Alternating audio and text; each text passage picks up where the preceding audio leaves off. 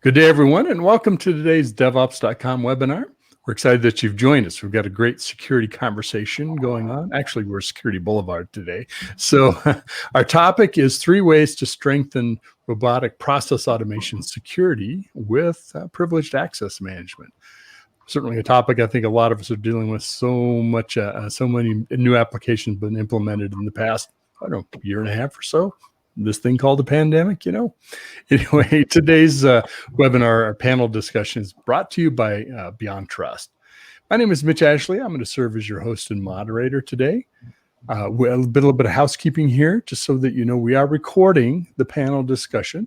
So you're welcome to take notes. You're welcome just to sit back and listen. Also, I'd like you to participate. We love questions. We'd love for you to interact. Got a few polls for you to respond to. But the more interaction we have from you, the more we can get your questions and help you be part of the conversation. So help us help you. We're glad that you're here today. Also, we're giving away 4 gift cards at the end of today's panel discussion. So stick around to the end, find out if you're one of our winners. A little bit about the Big Marker platform, the software that we're using for this panel discussion. A couple areas to point your attention to. One is the chat that's right next to the slides and our video images. There's a public chat there where you can converse, ask questions, say things, respond to things like, that was a great point, or hey, I'd like to know more about that. Or you can actually enter a question into the Q&A section. Either way, we'll be active in those 2 sections of the Big Marker software. So love to have you participate that way, as well as joining in and listening to our conversation. So let's move on to our topic. Our topic, again, is 3 ways to strengthen RPA security with PAM. I have a great pleasure of introducing a couple of folks that I've done a few webinars and panels with before. You may know them as well. First, I'd love to introduce Jason Jones. He is Senior Product Manager with BeyondTrust. Hi, Jason. Give us a little bit of an introduction. Tell us about yourself. Hey, guys. Good to talk to you all today. And Mitch and Charles, thanks for joining us today. So Jason Jones, Product Manager here at BeyondTrust. I am broadly focused on our privileged passwords management pillar, but also specifically looking after our password safe products. So just really interested in the discussion today and how privileged access management is really well aligned with some of the goals for RPA tools. Excellent. And our second, I'm actually the third panelist. So our second panelist is Charles Kolodgy. Charles is a senior analyst with Accelerated Strategies Group, who I'm also with. Charles, welcome. Tell us a little bit about yourself. Well, thank you, Mitch. Been with Accelerated Strategies, do a lot of analyst activities. I'm an educator and a writer on Security Boulevard, and been following the security market for probably 25 years. And interestingly, what's really interesting as we keep moving forward is all of these new technologies just like refresh my work, from the days of pre-internet, which is where I trace myself to, and to today. So it's great to talk about these things, and really looking forward to our discussion today. Well, that's what happens when you write encryption software working for those 3-letter organizations we can't talk about. So you've had a storied career, and glad to have you with us here today, Charles. Again, my name is Mitch Ashley. I'm CEO of Accelerated Strategies Group and your third panelist. So I'm going to give it back to you, Charles. You have a few kind of setup, I hate to say slides because we're not really presenting slides, but just things that will help kind of tee up our conversation. Again, folks, if you have any questions, comments, want to participate, please jump in on the public chat. Charles, take it away. Yeah, you're right, Mitch. And really what these few slides I have is to level set, right? Is to give some background in case you're not all familiar with the activities and the issues we're talking about today. And to, we're really to have a discussion between Mitch, Jason, and myself about this. And I do want to encourage your questions, right? That will drive our discussion moving forward, is what you want to talk about. And so for now, we're just going to do some level setting. So the first issue is, where was that was, oh, okay. Yeah. Out of order. Okay. Well, we'll wait. All right. Well, first thing is talking about dreaming of automation, right? We've all wanted, let's automate everything. Let's have the issue of, hey, I wish a machine could do this work for me. And, automation's been something we've been moving with for hundreds of years as we move from hand spinning to looms. And, it's the same issues for automation is you're trying to create efficiency, right? You're trying to remove repetitive tasks. And, even computer systems, we've always had those things. You want to reduce the human error and auto remediation. Like, why do I have to click on this, or why do I have to do this? The rules are clear. We know what we're needing to do. Just do it, right? And the reason we're doing a lot of these activities in today's world in computers is the whole issue of digital transformation, right? Changing your business from being human-centric or driven by tasks and activities to being driven by technology and having the technology do a lot of the work for us.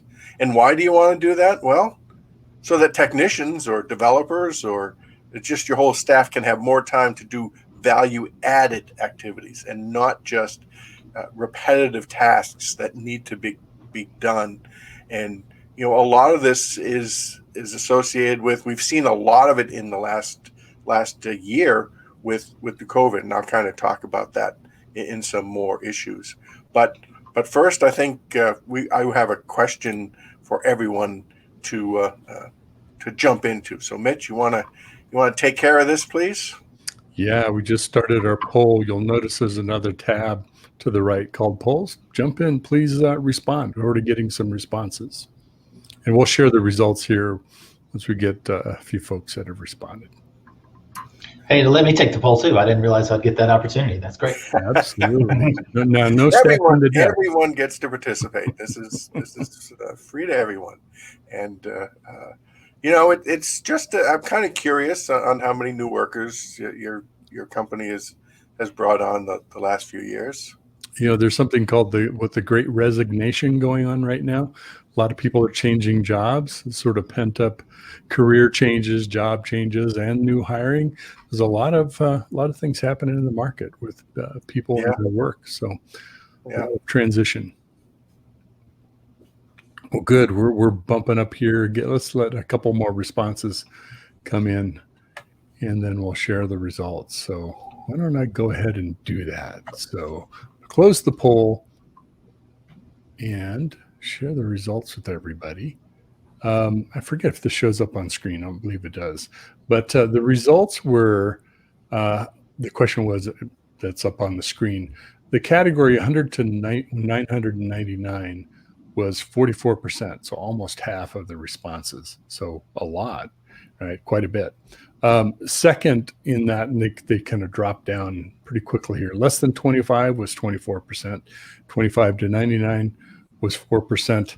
And the last two were 3% and 1%. So right, sort of a bell curve to that middle 100 to 999. So there's been a lot of change happening in our organizations. Yeah, and I have to say that it's pretty much a trick question that I put out there because I mentioned it as bringing in new workers, right? Not humans or not employees, new workers. And in reality, the answer of over 10,000 is probably more correct, right? More companies have probably brought in over 10,000 new workers, but they're digital workers, right? They're going to be robots. They're issues of automation that I talked about. And, Gartner says that 90% of enterprises will use some type of automation bots by 2022. And it's a fast growing market. I mean, we're seeing $1 billion in growth in this issue. So it's kind of a trick question in terms of thinking about digital workers. And the reason we think about them as digital workers is because they are able to they're still doing the same functions. They're doing functions that we have. So during the pandemic, where I was talking about, you would have hotels and airlines had to refund thousands of customers for missed and canceled flights and hotel rooms.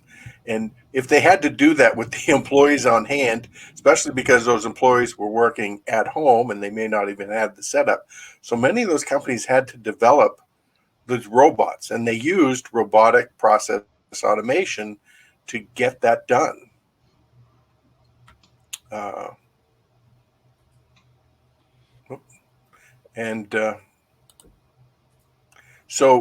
So the issue is that you can handle these issues much faster, and because they're repeatable.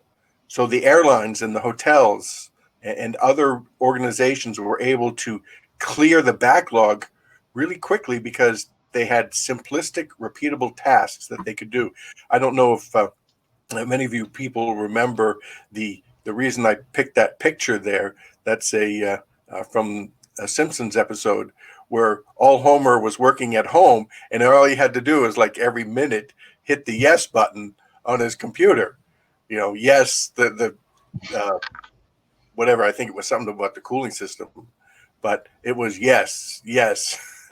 And so he was watching his drinking bird, and it was just going up and down, up and down. He was like, oh, wow, it can hit the yes button.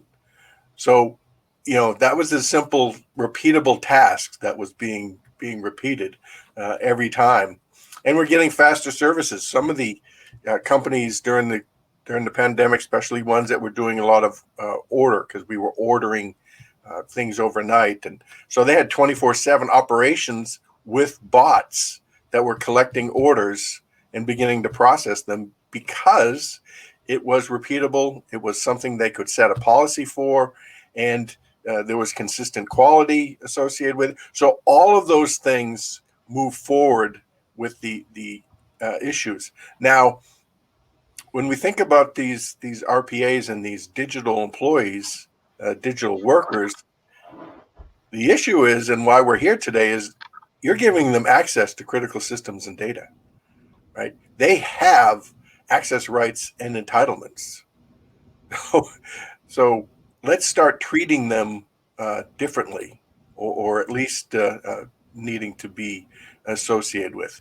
So yeah, hey, Charles. Sorry, one thing I just wanted to add to. I think it was a really interesting point you brought up about the kind of the cancellations for airlines, and there's all sorts of new tasks that are being created. And I think just like as the everyone working from home has forced them to rethink how they're doing work and from where they're doing work, it's also forcing the businesses to rethink who's doing the work. And if there is now, this you mentioned already, the digital transformation, and in some ways that was something organizations were already going through. And then of course the kind of work from home change forced them to go through it either at an accelerated rate or force the initiative on the table altogether. And so just as workers are reevaluating how and from where they're doing things, I think businesses are taking that same new look at, looking at the current paradigm. What are the most efficient ways and best ways that we can enable some of these tasks that were previously done one way and needed to do something else? But again, to your point about now there's likely all sorts of new tasks that we need to do, and we're certainly seeing the exact same thing. That is introducing these tens of thousands of quote unquote new workers, as you mentioned, and it's just it's in some ways being thrust upon us, and so we just weren't necessarily fully prepared for it, and need to make sure that we're, especially as the dust is settling, that we're reevaluating even some of the decisions that we made along the way. Oh, definitely. The whole issue of digital transformation, like I say, people were talking about it and were moving to it and doing it slowly and progressing it and making decisions. And with the pandemic and the shutdowns and the work from home, you had to accelerate that, as you mentioned. And absolutely. What happens when you accelerate? Sometimes you try to cut corners, or you never. And that's where we're running into problems. And that's why I like this quote. Normally we say be careful what you wish for. You might get it, but the issue of might get it. What difference does it make? Well, the difference is that there's a catch to it, right? Just like when for three wishes, they always have these stories about, you could have three wishes, but if you don't word it exactly properly, you're not going to really get what you think you're going to get. So there's always a catch, and in the catch for RPAs. Hey, Charles, so I'm gonna put some suspense in here just for a moment. All right. Hold on the catches. I want to let everybody know that I put a second poll question up for everyone. It's an opportunity if you would like to be contacted by Jason's company, BeyondTrust, as we're talking about this topic. So at any time, if that's something you'd like to reach out and just say, hey, I'm interested in learning some more, we're going to give Jason an opportunity to talk a little bit about BeyondTrust more towards the end of the panel. But so tell us about these security is overlooked gotchas. What are they again? Security is overlooked, but we're moving too fast. We're thinking about you're adding tens of thousands of new workers. So you're increasing your attack surface because each of those workers has credentials, has some type of access, and now you got to protect all of those guys. And the issue becomes, a lot of the workers are spun up quickly or needed to do certain tasks. Well, what happens if that task, such as where we're talking about doing all of those huge refunds for the hotels and the airlines? Well, that has shut down, but are those workers, digital workers, still there? Are they still provisioned? Is anyone really watching what they're doing? Did the attributes that they have get changed or not really because they were pushed out so quickly? They weren't done fully thought out, right? So you kind of potentially gave them a lot more access than they needed because you just weren't sure. So that's the whole issue. And I really like these three uns when we talk about the security for the RPAs. Is many of them are unmonitored, unrestricted, and potentially unnecessary. And when you have a human worker who's unmonitored, unrestricted, unnecessary, you kind of realize it, or you can see it. Or I would hope that the employees would be coming back saying, what do you want me to do? I'm sitting here doing nothing. I want to do something. And so they become on your radar. A robot is not going to come back and say, I want something to do, right? They just exist. And if a attacker or somebody else finds that person, they can become a huge opportunity for your organization to be breached, right? And the issue is, just as I was saying, with the human and the robots, is the Verizon breach report states that over half of breaches occur from misused privileged credentials. I'm sure you see that, Jason, all the time, and that's what you're looking at. And absolutely. And also one of the things about kind of this new initiative for digital transformation, what's been really interesting is to see the companies that were doing this before the pandemic, all the things that you've highlighted, not that they're not also a problem and things didn't change to some extent, but for the ones that kind of understood the benefits of all this on the front end and were willing to make that investment before it was like a mandate for some of these things, a lot of the time we're seeing that, as the world is changing around them, because their systems are fully digitized and highly automated, that for them, it was in a lot of ways business as usual. And so, this is a great wake-up call for businesses to reevaluate, how did this, huge world change event impact me, and how might I have been prepared? Certainly everybody's going through those exercises, but it's also been interesting to talk to the companies that were prepared and kind of had some of these things highlighted as potential problems, remediation steps, automated processes, so that there can be consistency regardless of where somebody's working or what systems were involved in those processes. It's just really interesting to see some of the dynamics between different organizations there. Right. To you, Jason, there are a lot of things, and I know it's impacting security organizations now, where we had to make quick decisions, in Sure. days, really, as opposed to weeks or months, tools that we're going to use or enabling people to work, or whatever it might have been. And many security teams, IT organizations, going back and kind of reevaluating and say, okay, we made that decision, and we made it the way we had to make it. Now, what do we do? Right. Do we change our mind about some of those things, or do we go back and shore things up, put some more security practices in place? And one of the things with RPA is the market for RPA is extremely broad. I mean, you could say Excel is an RPA, Absolutely. right? And so a lot of end user friendly tools can be used for RPA. And of course, that means they may use their own credentials to set up some business process that's critical now. It's being run, we're relying on that happening, and it's running on their laptop or on their tablet or on their computer back at wherever it is in the cloud somewhere, and nobody knows about it. So this whole issue about privileged access management, credentials, and where those things are is something a lot of organizations I'm hearing from are definitely concerned about, and going back to try to figure out what to do if they need to do things about it. You seeing the same Absolutely. thing? Yes, absolutely. Yeah. What I find most interesting about the RPAs and the issues associated with them is that you really don't, it's hard to distinguish between the human and the RPA in terms of what they're doing and their privileges and their activities. So in this breach report, when they start saying that 50% are misuse of privileged credentials, you really have no way of knowing if that misuse is associated with a robot credential or a human credential, because they're the same.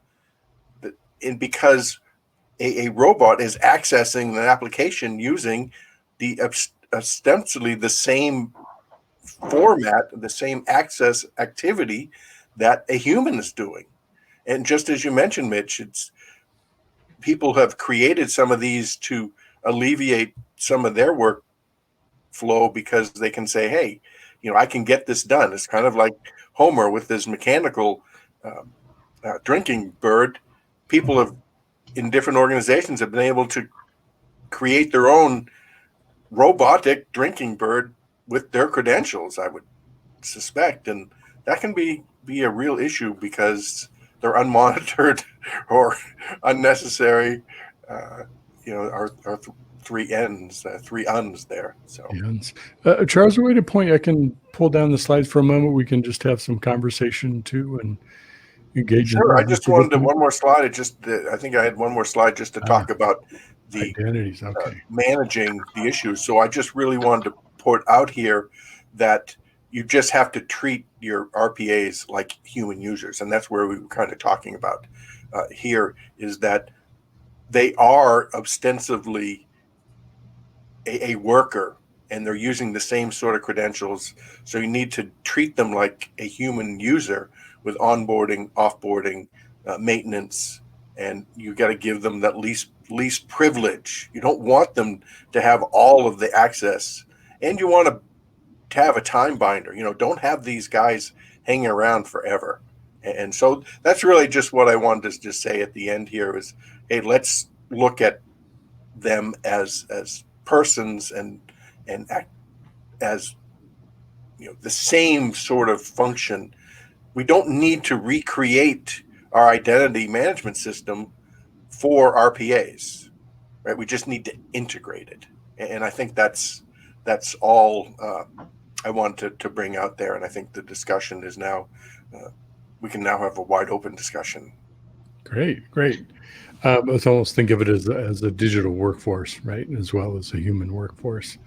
Yes. I'm curious, Jason, what are your thoughts on, you might refer to RPA as bots or different kind of terms, but what are some good ways to restrict and do more of a privileged access model for RPA implementations? Yeah, so I think that there's a lot of security implications to RPA and introducing RPA tools in your environment. And kind of admittedly, privileged access management is just one of them. Certainly the one that we focus on. So I don't want to overlook that, like, privileged access management is the only security thing that you need to worry about in regards to RPA. But certainly, as kind of on the tail end of that slide, regarding the identity management, this is something that we talk a lot with our customers that are implementing DevOps models as well and introducing pipelines and automation. Certainly there's a lot of adjacency or alignment here in some of those discussions, while, you know, DevOps certainly is one of those terms that is innocuous and people overuse it and use it for all sorts of different things. Certainly it is not RPA, but there's a lot of, highly automation, the scale, having, pipelines are really similar to RPA workflows and having certain steps that do things. And so there's a lot of the same implications. And one of them is certainly identity. And it's one of these things that we talk to, being a privileged access management vendor, we have dealt with years with kind of the more traditional privileged access management problems in organizations where you have humans that you want to make sure that you do like very key things with. I want to identify them very specifically. I want to grant them access to exactly what they need access to very intentionally. And then I want to audit all the activities that are going on so that I can tie specific actions to specific users.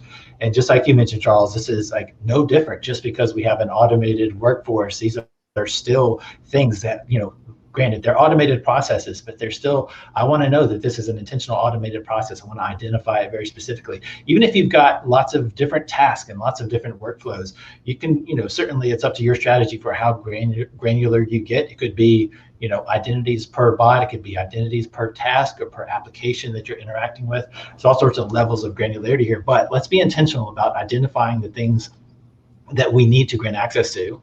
Make sure that we are granting access to only the things that process needs. This is another one of those, like, automation is kind of a set it and forget it mindset where you just say on, right? Like API access, yes, grant whatever the bot needs, they can ultimately get to. But in reality, the task that it's performing might need one thing. And let's make sure that we're being careful about granting access very specifically. And then not forgetting that in a lot of cases, this is certainly a security problem and we want to approach it somewhat with a security mindset. But at the end of the day, these large organizations have compliance mandates. And this is also an audit and compliance problem that we're trying to solve and make sure we provide the right visibility into what's going on as part of these processes and what's going on in regards to entitlements, even for all these automated processes, which ultimately are being controlled by somebody who's programming them and using them. And so kind of like the same fundamentals for privileged access management apply here, even though it's more modern tools, more modern processes, fully digitally transformed organizations, the fundamentals are still apply.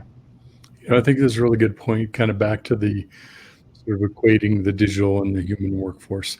There are some principles in the people world that we apply to bots and RPA. Certainly. One is don't share credentials, don't use the same credentials across multiple RPA processes, tools, et cetera.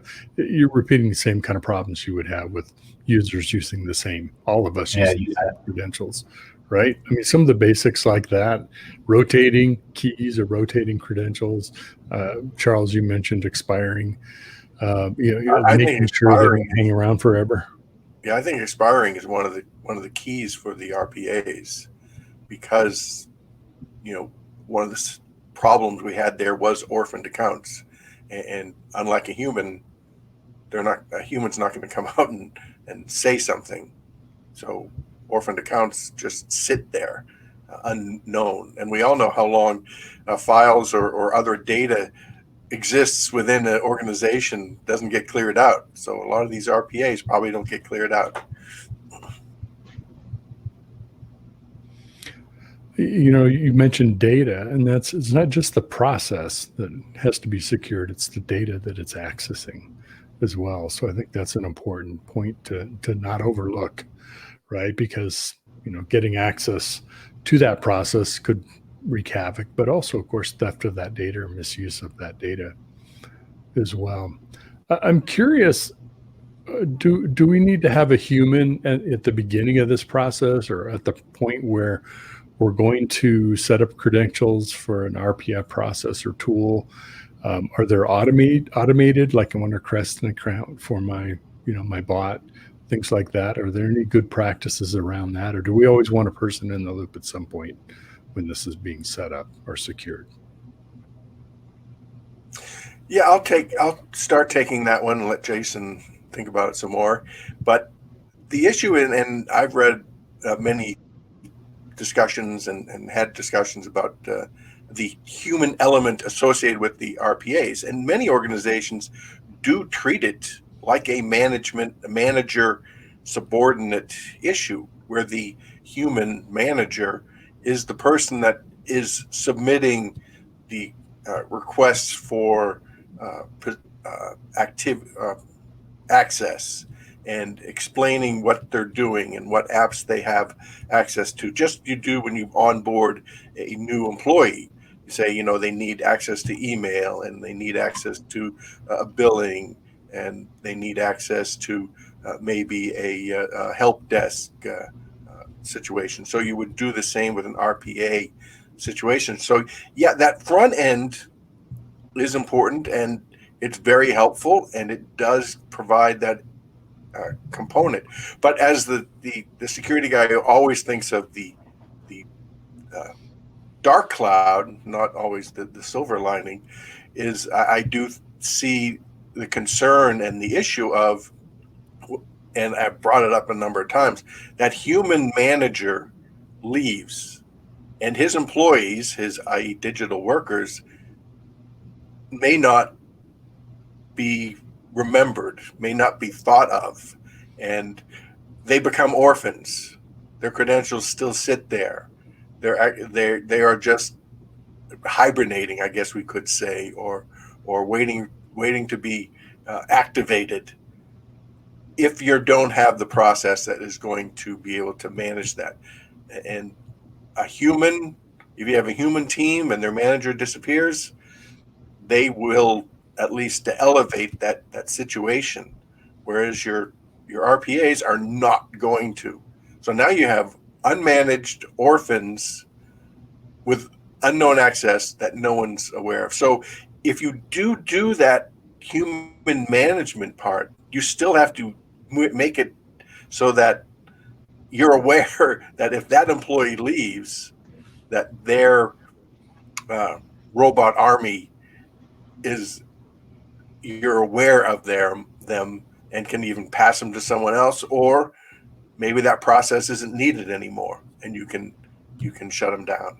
So it's both good, and has, like everything else, has a potential to be a concern. And as long as you know it's a concern, you build it into your process, right? That on your exit for persons, did you use any RPAs? Did you have access to any robotic activities, and pass those back to us or make us aware? Jason, how should we provision credentials for bots, for RPA tools, and how do you look at the lifecycle management of that digital user across people that may or may not be responsible for it? Yeah, sure. So this can really equate similarly to more traditional, like, network infrastructure. We have service accounts and things in our environment, whether they be specific accounts that we're using for a particular application, or like literal Active Directory service accounts. These are like constructs that are likely already in an organization's environment. And so kind of revisiting that and trying to reinvent that for RPA, or assuming that RPA does it differently, could be a bit of a misstep. So there are likely onboarding processes, there are approval process for even the existence of service accounts.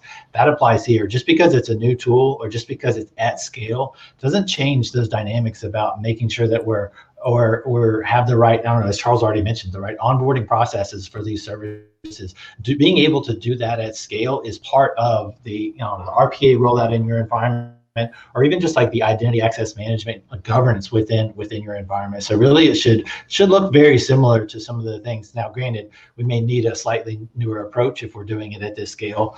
Perhaps we need approval steps that consider large amounts of service accounts rather than one at a time. There's all sorts of ways to make sure that we're adapting our processes, but let's not forget that those processes are there for a reason. And also, the kind of back to what Charles was saying about the like importance of the human element here. It's also a good separation of duty to have these approval processes in place so that you don't just have like ability to create any type of service accounts with whatever access is necessary. I mean, that sounds great if you're an automation engineer, but not if you're a business trying to make sure that you've got a full visibility around what's going on in your environment.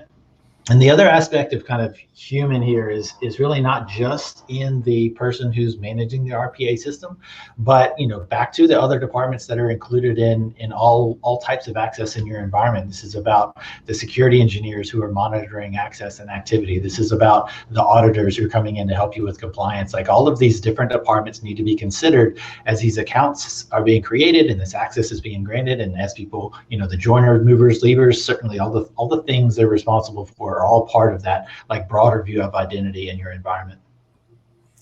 Yeah, I think Jason makes a great point about the interaction between the different groups and making sure you have that process for when you roll out automation, that security is thought of, that your business is considered, your compliance, right? Because again, these are touching data. So how does that impact your compliance issue? Because the owner or the person who developed that bot, do they have access, permission to see that data? And if not, how do you prevent them from accessing it through the bot or the RPA?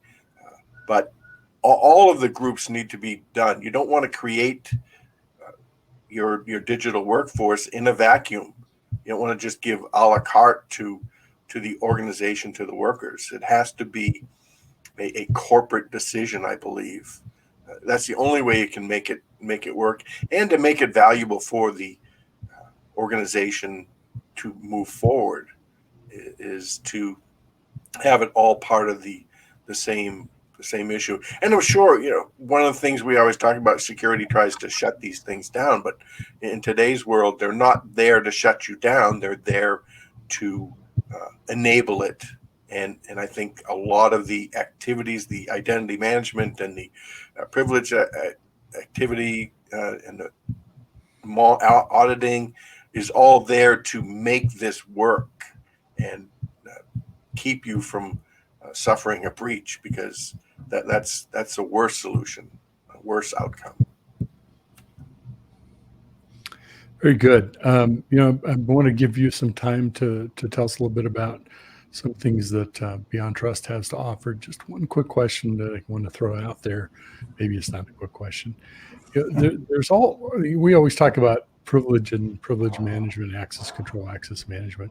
There's also inheriting privileges. There's escalation of privileges or over provisioning of privileges. So far, most of our responses, I think, to the questions that we've come across have been a lot of the same things we do for general users, system accounts, also apply to RPA identities and RPA accounts. Any differences when it comes to inheritance of privileges, escalation of privileges, over escalation, things like that? Jason, you want to jump in on that first?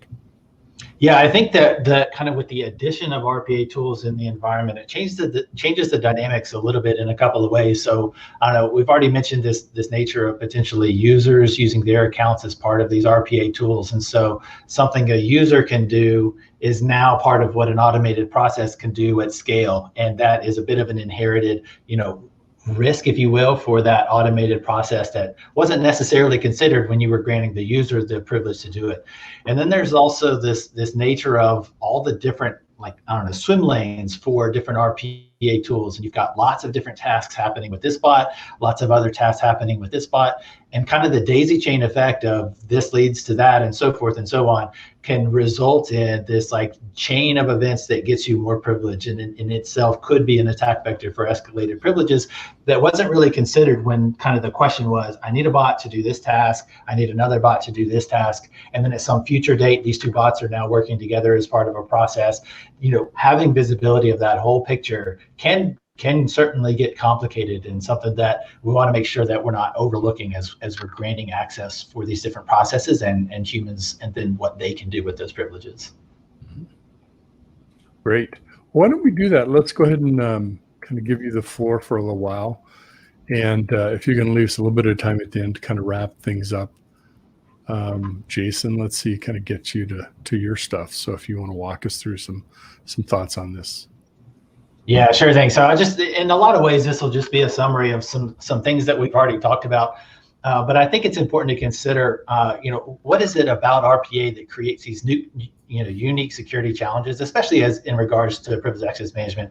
I've already kind of said that this is not, the only security challenge related to RPA tools, but it's the one we focus on. But some of the unique things about RPA that kind of make us need to think about security in a new way are things like you've got people who are creating these workflows that aren't necessarily developers. So kind of from a DevOps world, you've got developers who are automating things. A lot of the times they've got, security on their mind, not all the time, but as developers and engineers, they might. But now that we're kind of elevating the ability to do these automated processes into somewhat of a WYSIWYG, right? What you see is what you get, kind of workflow creation.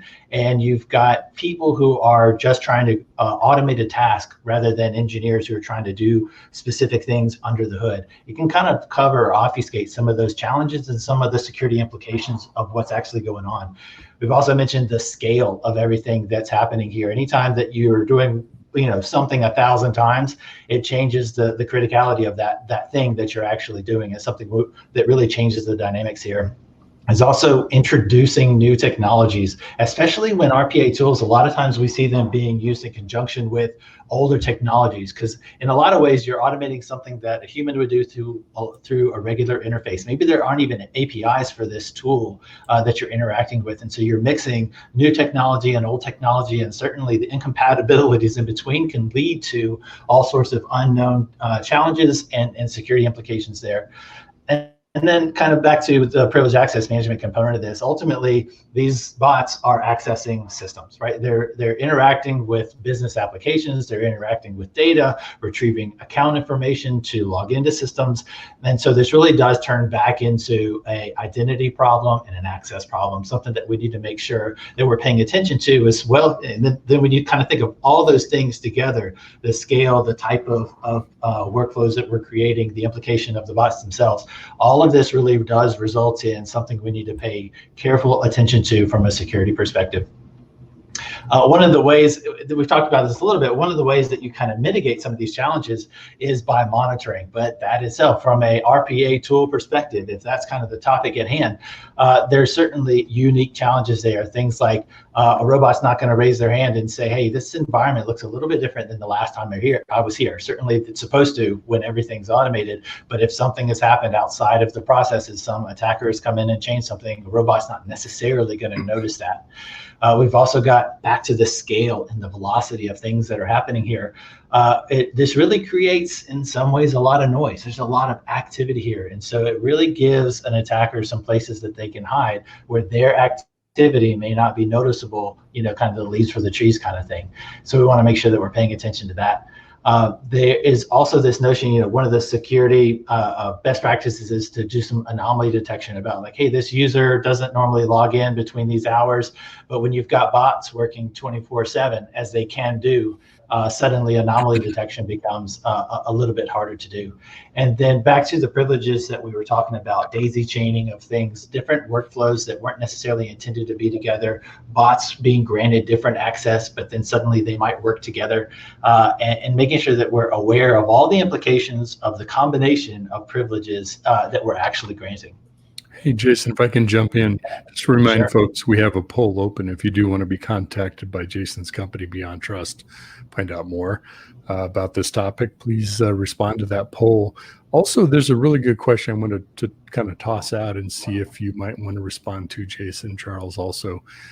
Matt posed the question of, for us, an RPA account is a hybrid of a normal user and a service account. So it's a combination of both. You use it for dual purposes, the way I take it. Rights are managed as a normal user, roles, et cetera, but lifecycle ownership as a service account. Is that a good way to look at it? Is that a legit approach, or would you recommend shying away from that approach? Yeah, so our recommended best practices are that you have kind of full separation there between users and the robot accounts. But certainly we understand, I mean, and that's easy to say, these are best practices, but in real world activities, there could be a reason that you've got this shared or hybrid approach, whether it be that's the type of access that is required or that they both do the same job, and to minimize the risk of multiple accounts. There's certainly other implications there, but generally speaking, the preferred approach for us is to have very clear separation between these two things so that they can be managed very intentionally. Great, thanks. Thanks for slipping that question in there. Sure thing. Yeah, so and just along with monitoring, another common tool for trying to mitigate some of these risks that come with these high velocity environments is also adding logging and alerting. But similarly, the noise that can be introduced by all of the activity in the environment, the volume of logs itself can certainly be prohibitive to finding the needle in the haystack, as it were, for an RPA tool. It's also important to kind of consider that RPA tools themselves aren't security tools. This is another thing that we talk a lot to our customers implementing DevOps tools, is that those tools themselves have a job to do, and it's not necessarily to protect identities or to be a security product. And so there's some implications that the RPA tools themselves aren't necessarily security tools. So any logs that they have are likely logs about the task that they were trying to complete, not necessarily about the access that was utilized throughout the process, things that the RPA tool kind of does implicitly, but it doesn't explicitly log or care about. And can also have, in order to reduce this noise, likely you'll see that logs are just turned off in these environments. And you want to make sure that you're not missing out on that important security information just because you want to minimize some of the event information that's going on regarding your task. And then, of course, with an RPA tool, there's so many things that happen outside of it. We've talked about some of the relationships between humans and these RPA tools, but there's also tons of implications for like the applications that these tools are interacting with and all the things that happen outside of these automated processes. That, again, in combination with the expectations of the automated process, if you're changing things on the sidelines or changing things out of band, that can absolutely change some of the assumptions that were made as part of when these automated workflows were designed. A lot of things to take into consideration. So, Jason, the last element of that slide is kind of exactly what you were speaking of in that question, right? And why the best practice is to separate those human and service accounts, because from one example here, you're saying it's hard to determine where that malicious behavior came from if that RPA is kind of provisioned similar to a human. Whereas at least absolutely, if you keep that best practice between the two, you have a better indicator. Is it coming from an RPA sort of environment, from a service environment, or is it coming from a human environment? Yep. So I think that last bullet really gives some background on that question you just answered. Yeah, absolutely. It's one thing to notice that a security event happened, but if you can't trace it back and remediate it, then you haven't really solved anything yet. Yeah. So I guess in line with some of the best practices, we do have some recommendations for how we can secure some of these challenges, and kind of, again, focusing for us more specifically on the privileged access management problems. One of them is to give unique identities for bots. We've already talked about this quite a lot, but it's also to make sure that you've got the right tools that understand that as well. Because certainly, just like RPA tools have this notion of doing things as a user used to do, we still want to make sure that the security tools that we're using understand this separation between humans and some of these automated identities or bot identities. They can be treated very differently, onboarded differently, secured, authenticated differently, and make sure that we've got tools that kind of understand that separation as well. Kind of some fundamentals here for things like a DevOps crowd is we want to remove some of these hard-coded credentials. If we are utilizing these service accounts, the simplest way to do that would be to create the account, store the credentials somewhere that the bot has access to, and let it go to town. But we need to make sure that, as we're creating these workflows, we're creating them and providing the sensitive information in the right ways, not hard-coding them, not letting that hard-coded information get into source control or into more public areas where it's used outside of these process automations. Also, make sure that we apply some of the basics here. So we talked about how RPA tools can be new tools in an environment. It is new tools, solving old problems with new solutions. But there are still plenty of security fundamentals here, especially privileged access management fundamentals here. Things like, hey, let's not just get these credentials out of the like workflow files for the RPA tools. Let's get them into a secure storage location. Let's get them into a vault. Let's also make sure that we are, if there are accounts that have a password, that these accounts have passwords that are being rotated by these privileged access management tools. Again, these traditional fundamentals still apply to these highly automated and very modern development workflows. Also looking at the accounts that we're creating, the service accounts and these automated identities, these robot identities, stick to the principles of least privilege here as well. Let's not over-privilege them just in case we might want to add some new task further down the road. Make sure that we're giving them the access they need. They are non-privileged accounts when possible, and that we're sticking to some of those security fundamentals.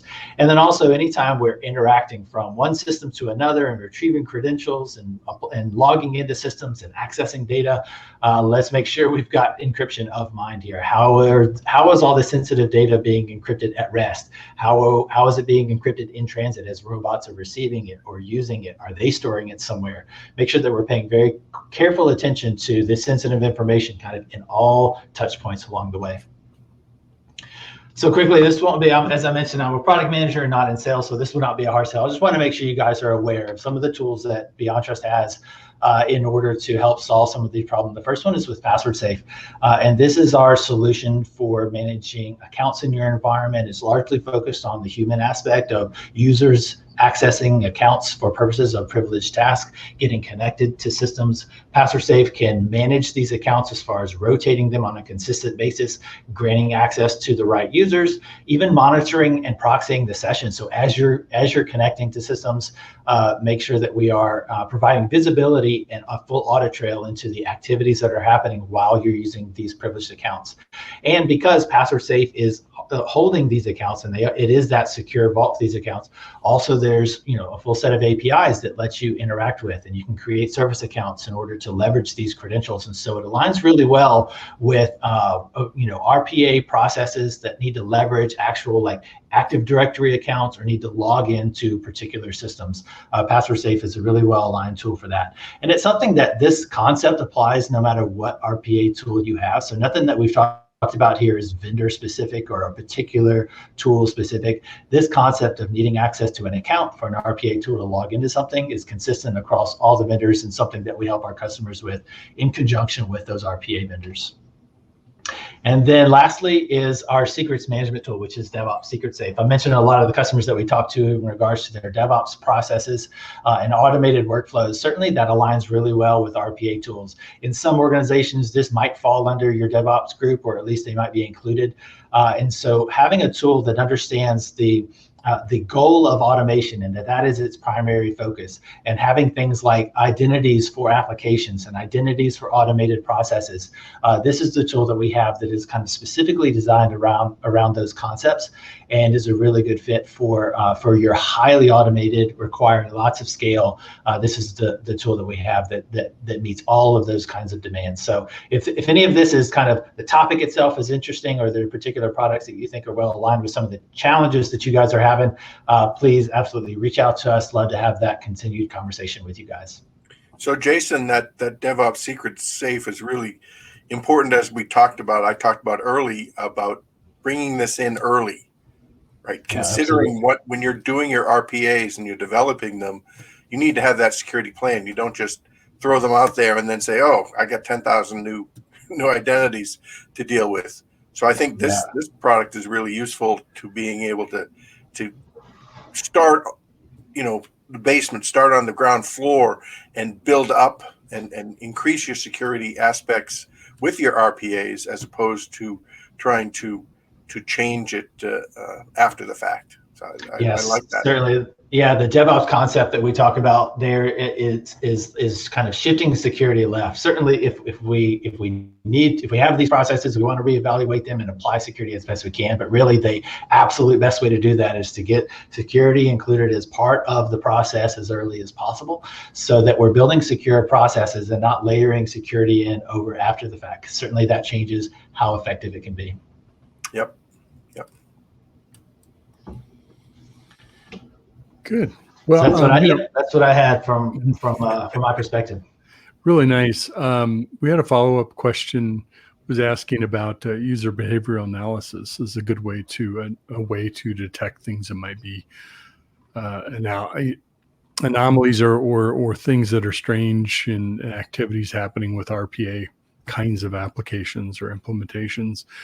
Maybe the point is, yes, the things we do around PAM, privileged access management, and the tools that we can use, the methods and best practices are all very good. It's also part of a larger security strategy as well, whether that's monitoring and SIM and other technologies that can be part of the portfolio of how you manage RPAs better.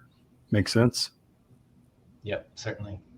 Yeah, user behavioral analysis is an important tool to get a good feeling for what's going on. I would have to guess that if you have RPAs, and because the nice thing is everything they're doing, as we mentioned earlier, is very simple, repeatable, and known. So anything using that credential that deviates from what's programmed is going to be an anomaly. So the only thing I can say is just good logging will give you for RPAs probably the same result as a UBA in that respect. In some respects, it may be more predictable than a normal human user. One more time, let's see if we have a few minutes. I need just a couple minutes at the end to wrap up here. We have one more question. Let's see.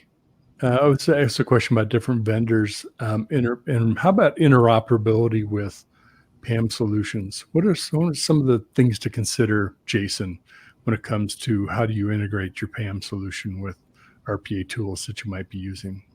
Yeah, sure. So I see that there are several vendors listed here, and the answer is yes. Yeah, we certainly work with those vendors, and the interoperability is really consistent across them. So as I mentioned, the problem here isn't nuanced depending on your vendor. The kind of the RPA and PAM, we'll just kind of like elevate it to those two more fundamental concepts, makes sense. There's adjacencies there, and so having your vendor of choice is integrated with BeyondTrust is something that we work directly with those vendors on. And so like as broad as, or I guess as simple as that concept is, that these two things work well together, certainly where they fit into your particular automated processes and the types of accounts that you need to have access to, that's where we get into the more consultative nature and need to work directly with you. So in general, the answer is yes, we work similarly across vendors, but then that's a good opportunity to really dig down a little bit deeper and see what types of processes you're automating and the types of accounts and sensitive information that we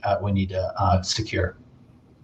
Yeah, integration with other tools, systems is key for a PAM type solution. So no surprise that's a strength for BeyondTrust. Speaking of which, we have the poll if folks want to get asked for any follow-up. And of course, what's the website? BeyondTrust.com. Is that correct? You got it. You got it. Good. Well, thanks so much for sponsoring our panel discussion here today. Last couple of minutes that we have left, I do want to announce the winners of our gift card giveaway. We have 4 Amazon gift card, $25 gift cards. Those are today's Prime, isn't it? Oh boy, I didn't think about that. You are right. Boy, I imagine these will fly off the shelf. They'll be used pretty quickly. Oh, I got some shopping to do. I forgot about that. Our winners are Matt C., Olivia D., Nick K., and Kent W. I feel like I'm sort of like, okay, I see these folks in the audience. Thanks. Congratulations on winning those gift cards. The folks at DevOps.com, MediaOps will be getting a hold of you about how to get those gift cards. Toot sweet, so you can do a little bit of shopping Well, it's been a great privilege to talking with both of you gentlemen and kicking around this topic. I mean, I think one of the takeaways for me is so much of what we do in security around identity and privileged access management and a lot of the best practices and processes. If you have those things in place, those are things you can build on, whether you're starting with some good security hygiene or you're going back to catch things up. And if you're not, of course, this can get you on a path towards that, towards good security for your RPA applications, as well as, of course, your end users and other system counts and applications. So thank you very much, Jason. Appreciate you and your contributions today, and to you, Charles. Yeah, thank you, Mitch and Charles. Appreciate it, guys. Great. And we'd like to thank you, our audience, for joining us today. We're right at the top of the hour. We're honored you spent an hour of your time with us. We wish you the best and helping keep those RPA applications secure. Have a good rest of your day. Thanks, everyone.